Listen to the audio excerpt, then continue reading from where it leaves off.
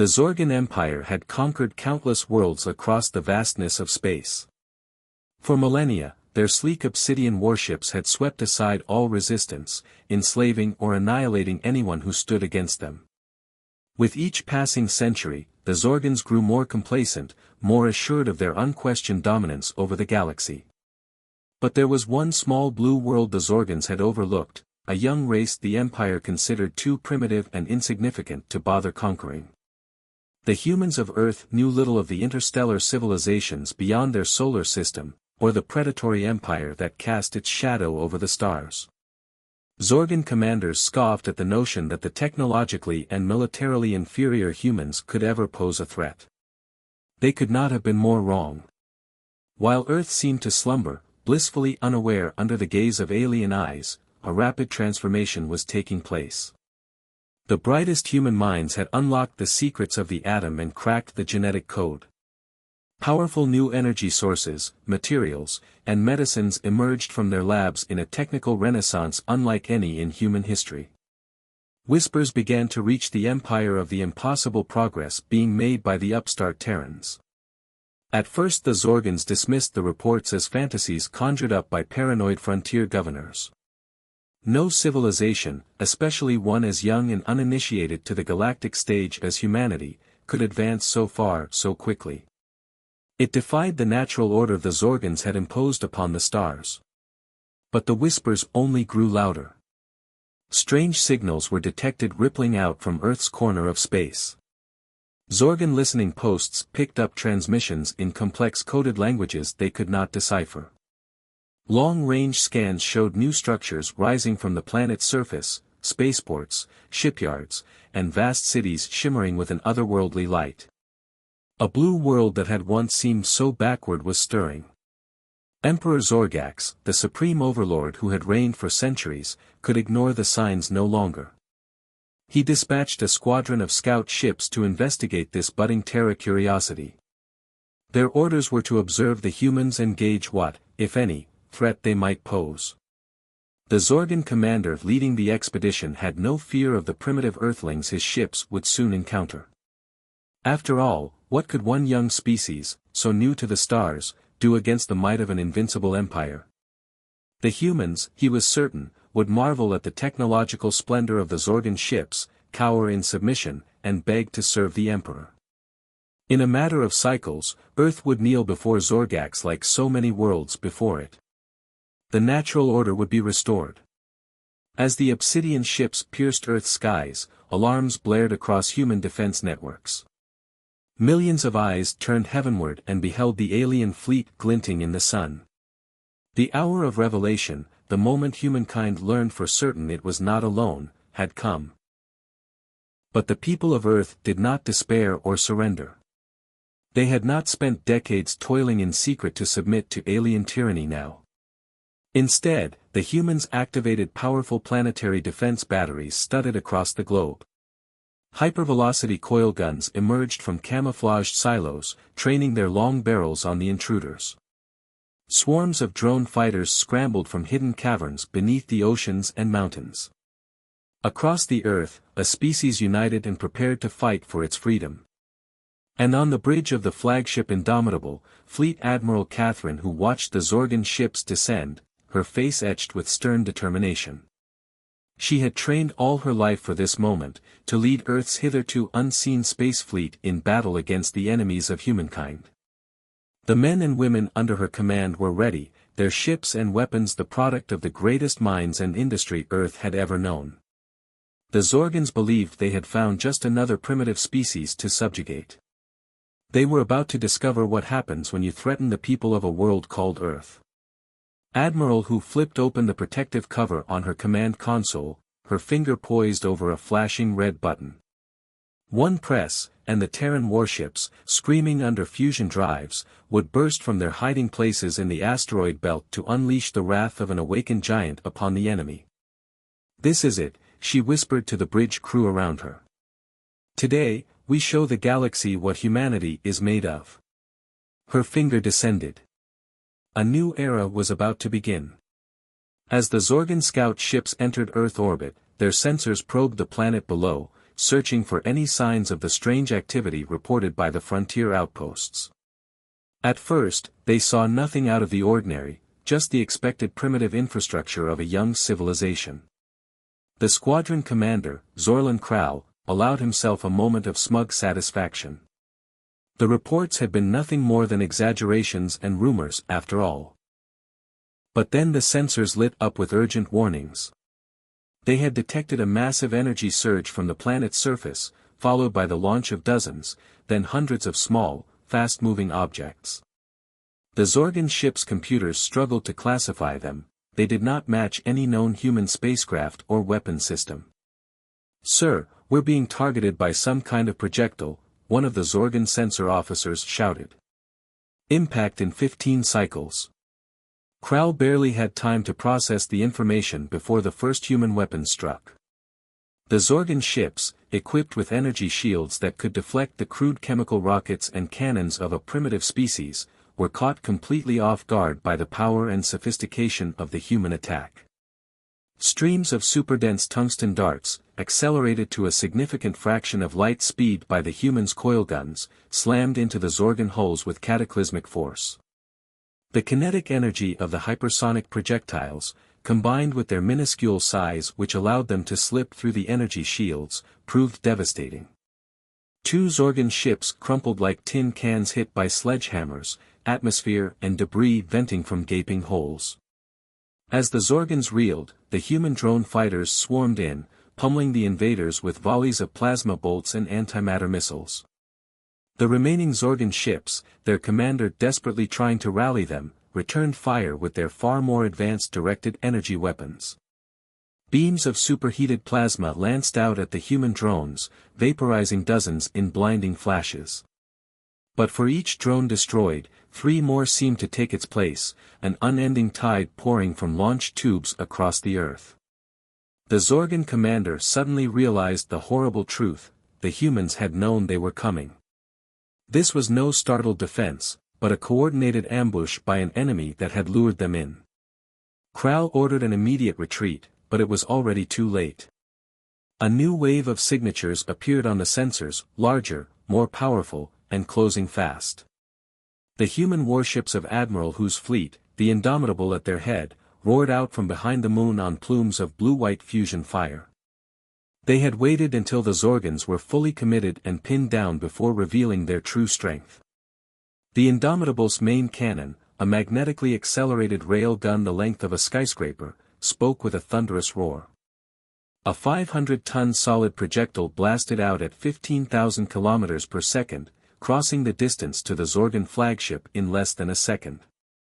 The Zorgan admiral had only a moment to gape in horrified awe before his ship vanished in an actinic flash, reduced to nothing more than an expanding cloud of superheated plasma. The Terran fleet tore into the beleaguered Zorgans like wolves among sheep. Krau could scarcely believe what he was seeing. The primitives were decimating his ships with weapons that rivaled or surpassed Zorgan technology. He ordered a full retreat, making a panicked warp jump out of the system with the tattered remnants of his squadron. But the damage was done. Krau's ship limped back to the nearest Imperial outpost, a herald of impossible tidings. The humans were not the pitiful backwater the Zorgans had believed. They were rising upstarts who had somehow leapfrogged centuries of technological development to stand as peers to the greatest power in the galaxy. And they had dared to draw the blood of the Zorgan Empire. Emperor Zorgax flew into a rage upon hearing of the defeat. He immediately ordered the Imperial Armada to set course for Earth, vowing to personally lead the conquest of the upstart humans. The primitives would pay dearly for their insolence. He would reduce their cities to molten slag, parade their leaders in chains through the streets of the imperial capital, and grind their resistance into dust. No one challenged the empire and lived. The humans would be no exception, no matter how advanced they had become. Zorgax intended to make a grim example of the Terrans to any other would-be challengers. As the Imperial Armada mustered for an invasion that would blot out the skies of Earth, Admiral Hu and her soldiers steeled themselves for the fight to come. Though they had won the first battle, they knew the war was just beginning. The full might of the Zorgan Empire was bearing down on them, poised to crush humanity under a tide of unstoppable force. But the people of Earth were no strangers to long odds and impossible struggles. And this fight would not be the first time humans had looked doom in the eye and refused to blink. In bunkers and laboratories, shipyards and silos across the planet, humanity prepared for a war that would shake the very stars. If the Zorgans wanted their world, they would have to pay for every inch of it in blood. A battle that would decide the fate of Earth, and possibly the galaxy, loomed on the horizon. The unstoppable force of the Zorgan Empire was about to meet the immovable object of human tenacity and ingenuity. The Zorgans were about to learn a lesson that many others before them had learned too late. Never underestimate the humans. The Zorgan Imperial Armada emerged from warp speed on the edge of Earth's solar system, 1,000 warships strong. A vast crescent of gleaming black metal, the fleet seemed to swallow the stars as it advanced, an inexorable tide of destruction. At its heart loomed the Infinitum, Emperor Zorgax's personal dreadnought, a vessel so immense it seemed to possess its own gravity. Admiral who watched the armada's approach from the bridge of the Indomitable, her face an impassive mask that betrayed none of the apprehension she felt. She had always known this moment would come, that the Zorgans would not allow the humiliation of their first defeat to go unanswered. But the sheer scale of the force marshaled against Earth still took her breath away. "They're not even trying to hide their approach," her executive officer, Commander Singh, muttered. "So much for the element of surprise." "They don't think they need it," Admiral who replied, her eyes never leaving the tactical display. "And they want us to see them coming, to know how badly we're outmatched." She shook her head. "Zorgan arrogance. It's the one advantage we have." As the Zorgan ships entered weapons range, the Infinitum broadcast a message on all frequencies, the Emperor's voice booming from every speaker. "People of Earth," Zorgax declared, his tone dripping with contempt. "You have dared to raise your hand against the rightful masters of the galaxy. For this crime, your planet will be scoured clean of life, your cities reduced to ash, your very name erased from history. However," he continued, "in my infinite mercy, I will offer you this one chance for survival. Surrender now, and your lives may be spared to serve the Empire as our slaves. Resist, and you will be annihilated. You have 1 hour to comply." The transmission ended with an ominous click. Admiral whose response was as immediate as it was defiant. "To all ships, this is Fleet Command. The Zorgans have come to our home expecting to find frightened primitives cowering in submission. Let's show them what primitives, with a stubborn streak, can do. All ships, engage at will. Give them hell." The human fleet, though dwarfed by the Zorgan Armada, surged forward to meet the invaders. The Terran ships were sleeker and more maneuverable than their hulking Zorgan counterparts, darting nimbly among the enemy vessels like wolves harrying a herd of bison. They concentrated their fire on the weaker support ships first, hoping to whittle down the Zorgans' numbers and even the odds. The Zorgans responded with the full might of their advanced weaponry. Beams of superheated plasma and arcs of crackling energy crisscrossed the void, seeking to atomize the impudent human ships. The Terran vessels jinked and weaved, their AIs computing evasive patterns and micro-jumping in short hops to throw off the Zorgans' targeting. Fighters from both sides joined the fray, swarming in vicious dogfights around the capital ships. The human pilots, linked to their craft by neural interfaces, flew with an almost prescient skill, their ships moving as extensions of their own bodies. The Zorgans, though less intuitive, made up for it with sheer numbers and ruthless discipline, throwing themselves into the grinder with fanatical devotion. As the battle raged, it became clear that the humans, for all their valor and cunning, were slowly losing ground. The Zorgan ships, with their thicker armor and more powerful reactors, could absorb punishment that would crack a Terran vessel open like an egg. One by one, human ships began to falter and fall, reduced to drifting hulks or blossoming fireballs. But the humans made the Zorgans pay dearly for every inch of space. The Indomitable and its escorts held the center, a rock around which the Zorgan assault broke like water. Admiral who directed the battle with cool precision, maneuvering her ships to support each other and concentrate their fire on high-value targets. Under her guidance, the human fleet took out a Zorgan battlecruiser, the massive vessel splitting apart under a barrage of rail gun rounds and fusion missiles. The humans let out a ragged cheer as the enemy ship died, hope surging through the fleet. If they could bring down one of the Zorgan leviathans, perhaps they stood a chance after all. B. C. Here is part 3 of the story, titled The Opening Salvo. The Zorgan Imperial Armada emerged from warp speed on the edge of Earth's solar system, 1,000 warships strong. A vast crescent of gleaming black metal, the fleet seemed to swallow the stars as it advanced, an inexorable tide of destruction. At its heart loomed the Infinitum, Emperor Zorgax's personal dreadnought, a vessel so immense it seemed to possess its own gravity. Admiral who watched the Armada's approach from the bridge of the Indomitable, her face an impassive mask that betrayed none of the apprehension she felt. She had always known this moment would come, that the Zorgans would not allow the humiliation of their first defeat to go unanswered. But the sheer scale of the force marshaled against Earth still took her breath away.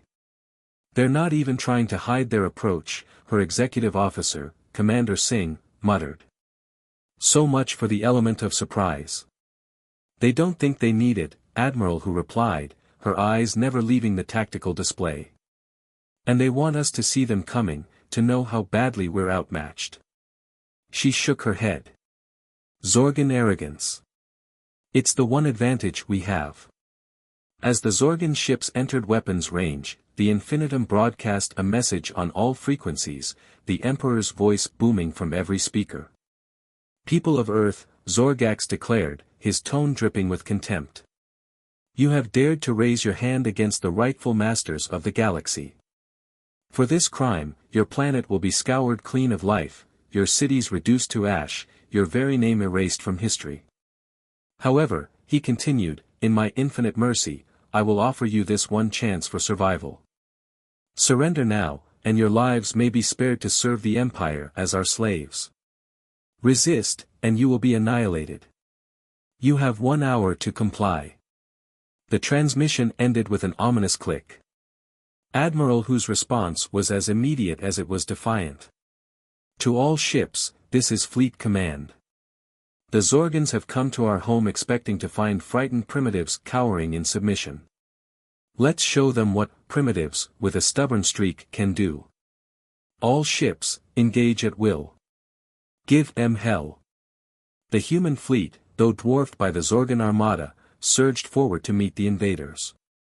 The Terran ships were sleeker and more maneuverable than their hulking Zorgan counterparts, darting nimbly among the enemy vessels like wolves harrying a herd of bison. They concentrated their fire on the weaker support ships first, hoping to whittle down the Zorgans' numbers and even the odds. The Zorgans responded with the full might of their advanced weaponry. Beams of superheated plasma and arcs of crackling energy crisscrossed the void, seeking to atomize the impudent human ships. The Terran vessels jinked and weaved, their AIs computing evasive patterns and micro-jumping in short hops to throw off the Zorgans' targeting.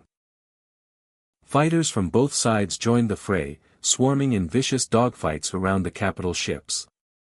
The human pilots, linked to their craft by neural interfaces, flew with an almost prescient skill, their ships moving as extensions of their own bodies. The Zorgans, though less intuitive, made up for it with sheer numbers and ruthless discipline, throwing themselves into the grinder with fanatical devotion. As the battle raged, it became clear that the humans, for all their valor and cunning, were slowly losing ground. The Zorgan ships, with their thicker armor and more powerful reactors, could absorb punishment that would crack a Terran vessel open like an egg. One by one, human ships began to falter and fall, reduced to drifting hulks or blossoming fireballs. But the humans made the Zorgans pay dearly for every inch of space. The Indomitable and its escorts held the center, a rock around which the Zorgan assault broke like water. Admiral who directed the battle with cool precision, maneuvering her ships to support each other and concentrate their fire on high-value targets. Under her guidance, the human fleet took out a Zorgan battlecruiser, the massive vessel splitting apart under a barrage of rail gun rounds and fusion missiles. The humans let out a ragged cheer as the enemy ship died, hope surging through the fleet. If they could bring down one of the Zorgan leviathans, perhaps they stood a chance after all. But their elation was short-lived. The infinitum itself entered the battle, its immense guns speaking with the fury of a sun gone nova. The dreadnought shrugged off the humans' most powerful strikes, its shields shimmering contemptuously. In return, it lashed out with a weapon of terrifying power, a beam of gravitons that crushed Terran ships to atoms under their own impossible weight. Admiral who gritted her teeth as her ships died around her, the fleet being ground down by the Zorgans' implacable advance. She knew they could not win this battle, not head-on, not like this. Every instinct screamed at her to withdraw, to save what remained of her people to fight another day. But she also knew that retreat was not an option. If the Zorgans established orbital supremacy, they would bombard Earth's surface until nothing remained but a glassed wasteland. The only way to save their homeworld was to keep the invaders locked in battle, to make them pay for every kilometer, no matter the cost. All ships, she broadcast, her voice steady despite the desperation of their circumstances. Prepare to execute Operation Samson. I repeat, initiate Operation Samson on my mark. There was a moment of stunned silence across the fleet. Every captain knew what that order entailed. Operation Samson was the last resort, the final gambit to be played when all hope was lost. It was a plan born of desperation and defiance in equal measure. But to the men and women of the Terran fleet, who had sworn to defend Earth to their last breath, it was the only choice. They would not let the Zorgans take their home unopposed.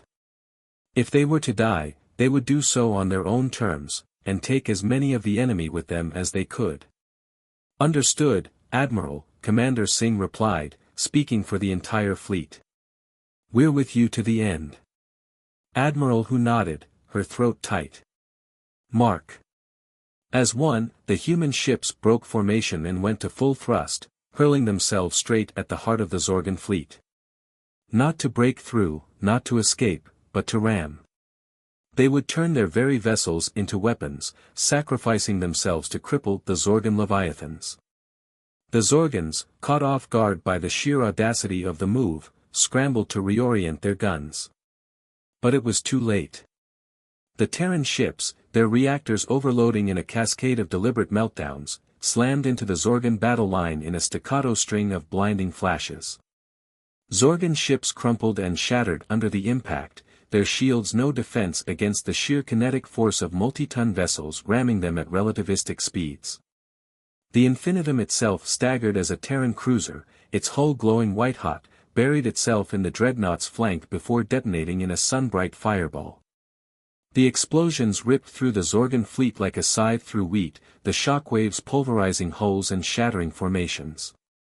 For a moment, the entire battle seemed to pause, as if the universe itself was holding its breath.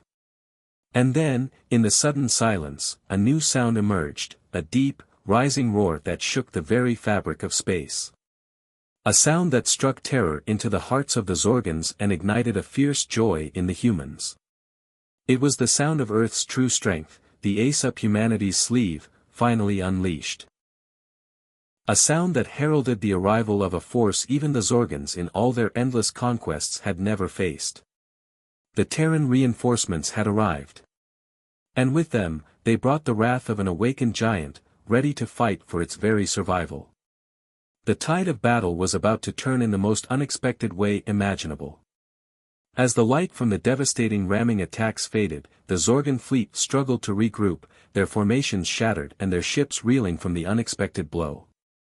Emperor Zorgax, his dreadnought battered but still operational, bellowed orders to his subordinates, demanding they restore order and press the attack. But before the Zorgans could recover, a new threat emerged. Sensors across the fleet lit up with warnings as a vast array of anomalous contacts blinked into existence on the edge of the battle zone. At first, the Zorgans assumed it was merely the scattered remains of the suicidal human ships, their wrecks tumbling through space. They were wrong. The contact solidified into the shapes of ships, dozens of them, then hundreds. But these were not the sleek, angular forms of the Terran warships. Instead, they were a bizarre mismatch of components, each vessel unique and bristling with an eclectic array of weaponry. Some were little more than rebuilt freighters, their hulls studded with jury-rigged plasma cannons and missile batteries. Others were lean, predatory shapes that seemed more organic than mechanical, their hulls shimmering with an eerie bioluminescence. It was a ragtag armada, a motley collection of vessels from across human space. Mining ships from the asteroid belt, retrofitted with industrial lasers and rock cutters turned to weapons of war. Colony transports, their holds packed not with settlers but with marines in powered armor. Even a few antique vessels from Earth's early days of space exploration, museum pieces brought back to life and armed to the teeth. Leading this bizarre fleet was a ship unlike any the Zorgans had seen. It was immense, rivaling even the infinitum in size, but its shape was a far cry from the rigid geometry of imperial vessels. The ship seemed grown rather than built, its hull a twisting, coral-like latticework of biometal that pulsed with an inner light. Vast, sail-like wings of shimmering energy extended from its sides, giving it the appearance of some titanic, spacefaring manta ray. This was the Leviathan, the secret weapon Earth had been preparing for this very moment. Part warship, part living organism, it was the product of decades of research into the forbidden art of technorganic engineering. Banned by most civilized races as an abomination, technorganic technology blurred the lines between machine and life, creating hybrids that possessed the adaptability and creativity of organic beings and the power and resilience of machines. To the Zorgans, who prided themselves on their rigid order and purity, such creations were the ultimate heresy. The sight of the Leviathan and its attendant fleet filled them with revulsion and fury. They turned their weapons on the newcomers, determined to erase this affront to their beliefs from the stars. But the Leviathan and its companions were not so easily cowed. As the Zorgan beams and missiles streaked towards them, the technorganic ships seemed to ripple and flow like quicksilver, their hulls reconfiguring to absorb or deflect the incoming fire. The Leviathan itself lashed out with tendrils of plasma, each one guided by a living intelligence woven into the ship's very structure. The tendrils wrapped around Zorgan vessels, burning through their hulls and dragging them to their doom. The rest of the ragtag fleet plunged into the fray with equal ferocity. The mining ships raked the Zorgan lines with their industrial lasers, vaporizing armor and boiling through decks. The colony transports disgorged swarms of drone fighters, each one piloted by an upload of a human mind, fearless and utterly dedicated to their cause. And the antique vessels, for all their age, proved surprisingly effective, their primitive but robust systems shrugging off blows that would cripple a modern ship. It was a battle unlike any the galaxy had seen, the rigid order and overwhelming firepower of the Zorgan armada against the adaptability and tenacious creativity of the human defenders. Ships from both sides filled the void, locked in a swirling, chaotic melee where individual skill and split-second decisions mattered more than numbers or technology. At the heart of it all, the infinitum and the Leviathan clashed like titans, their hulls blazing with the energies of their struggle. Emperor Zorgax raged from his command throne, hurling invectives and ordering increasingly desperate attacks. Against any other foe, the might of his dreadnought would have been irresistible. But the Leviathan was unlike any other foe. It met the infinitum blow for blow, its living hull adapting and evolving with each exchange. Wounds that would have crippled a lesser ship healed before the Zorgan's eyes, the biometal knitting itself back together like flesh. And all the while, the technorganic ship probed its opponent's defenses, seeking a weakness, a chink in the armor to exploit. In the end, it was not superior firepower or numbers that decided the battle, but a simple, ingenious trick. As the two flagships grappled, the Leviathan suddenly split apart, its hull fracturing into a dozen smaller vessels. The Zorgans, thinking their foe vanquished, let out a cheer of triumph. Air elation was short-lived. The fragments of the Leviathan, each one still alive and bristling with weapons, swarmed over the infinitum like army ants over a carcass. They bored into the dreadnought's hull, their plasma tendrils and monomolecular drills tearing through armor and bulkheads. From within, they unleashed a payload of nanites and bioengineered viruses, weapons tailored to subvert and destroy Zorgan technology. The infinitum, that proud symbol of Zorgan might, shuddered and convulsed as the technorganic infestation spread through its systems. Its lights flickered and died, its guns fell silent, and its engines sputtered out. In a matter of minutes, the mightiest warship in the Zorgan fleet was reduced to a lifeless hulk, drifting in the void. Across the battlefield, the story repeated itself as the human ships pressed their advantage.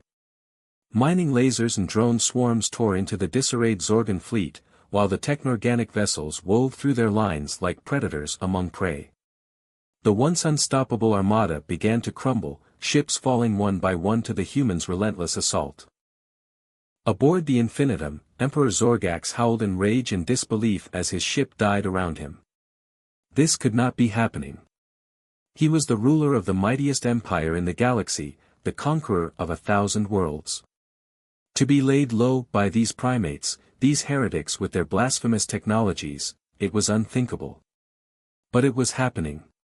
The last thing Zorgax saw before his ship's reactors went critical was the Leviathan, reformed and whole once more, looming over him like an avenging angel.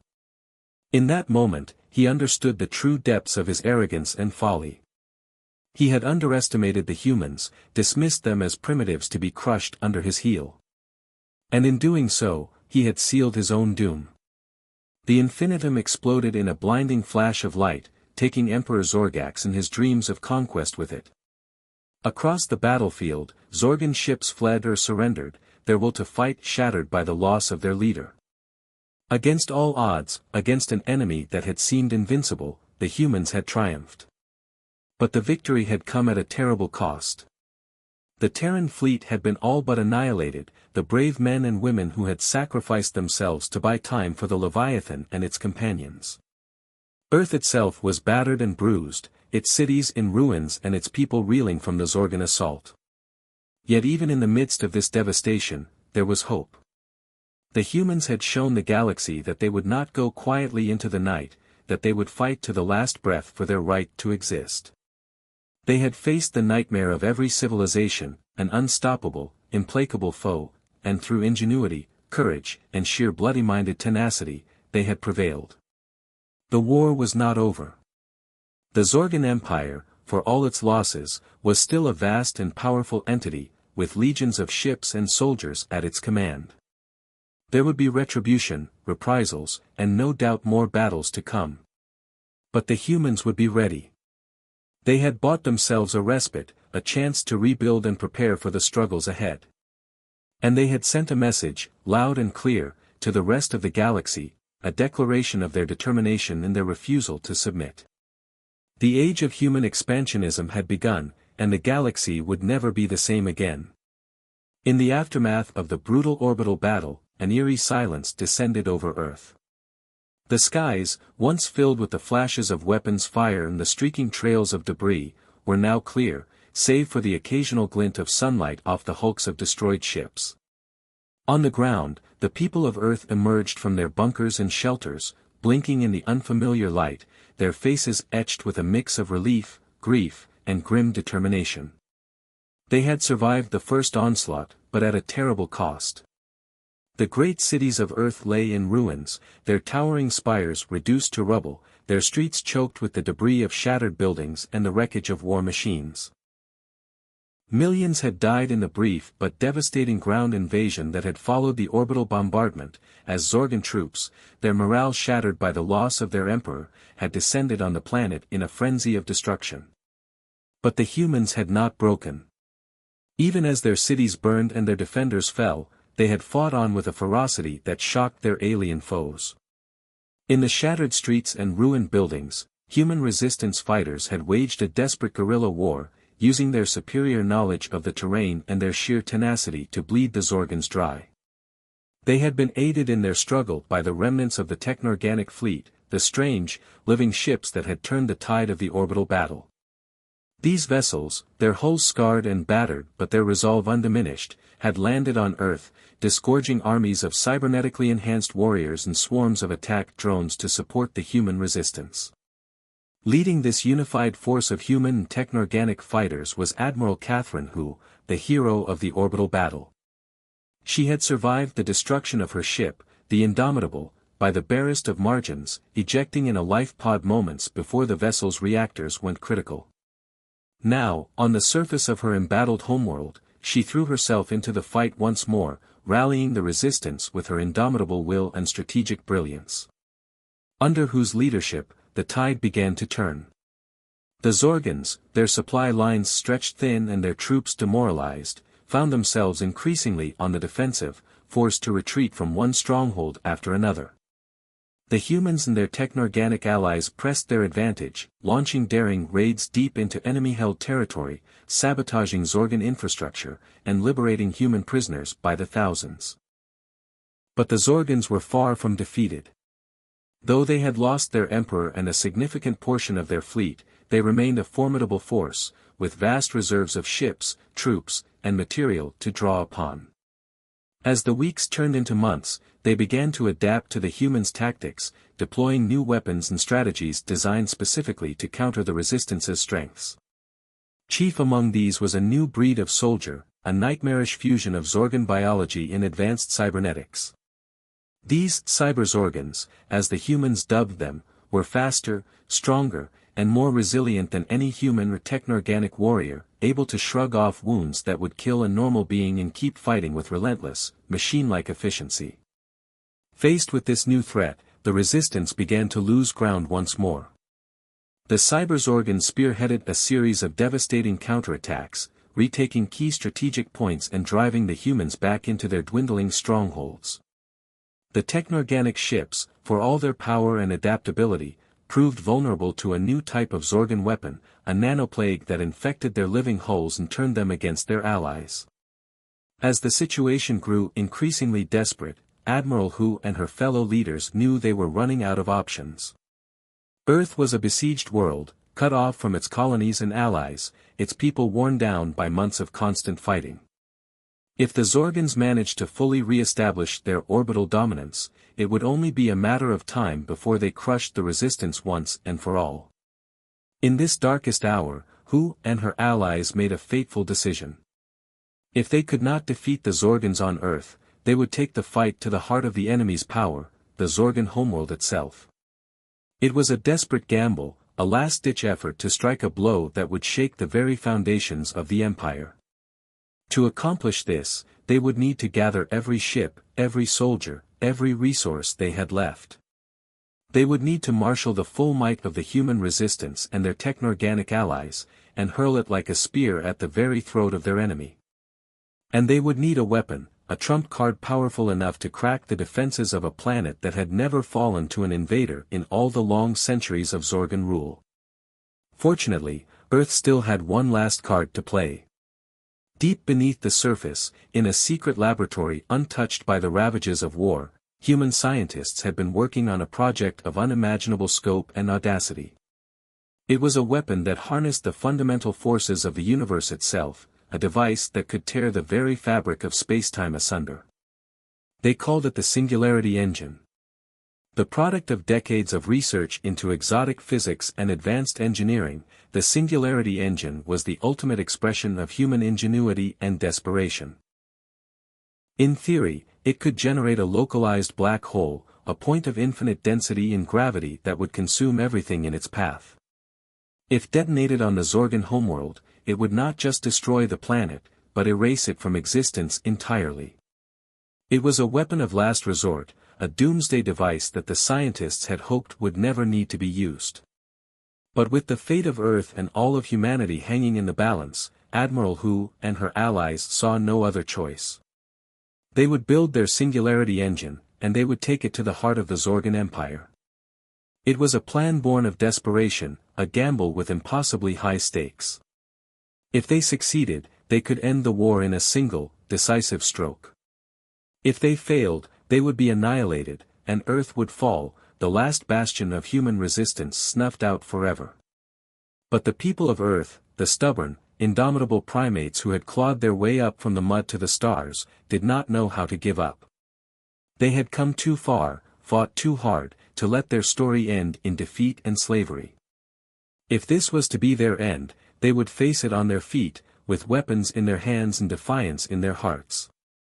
And so, as the Zorgon noose tightened around Earth, as the skies darkened with the hulls of enemy ships and the ground shook with the tread of metal-shod feet, the resistance made its preparations. In hidden bases and underground factories, the Singularity engine took shape, a marvel of human science and engineering. Ships were retrofitted and rearmed, soldiers trained and equipped for the battle to come. And in the heart of it all, Admiral Hu and her fellow leaders planned and plotted, weaving a strategy as intricate and daring as any in the history of warfare. They would not just strike at the Zorgon homeworld, but at key strategic targets across the Empire, drawing out the enemy's forces and creating the diversion they needed to slip through to their ultimate goal. It would require split-second timing, flawless coordination, and more than a little luck. But the alternative was too terrible to contemplate.